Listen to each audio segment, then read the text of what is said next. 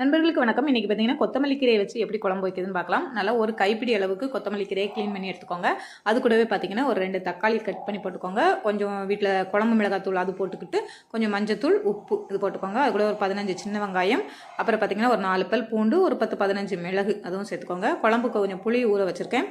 அது கூடவே பார்த்தீங்கன்னா ஒரு சில் தேங்காய் வந்து கட் பண்ணி எடுத்து போட்டுக்கிறேன். இதெல்லாம் சேர்த்து நல்லா நைஸாக மிக்சியில் அரைச்சி எடுத்துருங்க. தேங்காய் எல்லாமே பார்த்திங்கன்னா நல்லா அரைப்பட்டுறணும். அதுக்கப்புறமா பார்த்தீங்கன்னா தாளிச்சிடலாம். எண்ணெய் ஊற்றி கடுகு போட்டு வெந்தயம் போட்டு தாளிச்சிக்கோங்க. வெந்தயம் கொஞ்சம் நிறைய போட்டுக்கோங்க. உங்களுக்கு தேவைன்னா பூண்டு கூட இதில் போட்டுக்கலாம். நான் பூண்டு போடலை, ஒரு தக்காளி மட்டும் கட் பண்ணி போட்டு நல்லா வதக்கிக்கிறேன். தக்காளி ஓரளவு வதங்கினோடனே நம்ம அரைச்சி வச்சுருப்போம்ல அந்த பேஸ்ட்டு வந்து ஊற்றிக்கோங்க. அந்த பேஸ்ட்டு கூட கொஞ்சம் தண்ணியும் சேர்த்து ஊற்றிக்கோங்க. ஏன்னா நம்ம வந்து குழம்பு வந்து இன்னும் கொதிக்க கொஞ்சம் கெட்டியாகும். அதனால் பார்த்திங்கன்னா கொஞ்சம் தண்ணி சேர்த்து ஊற்றிக்கோங்க.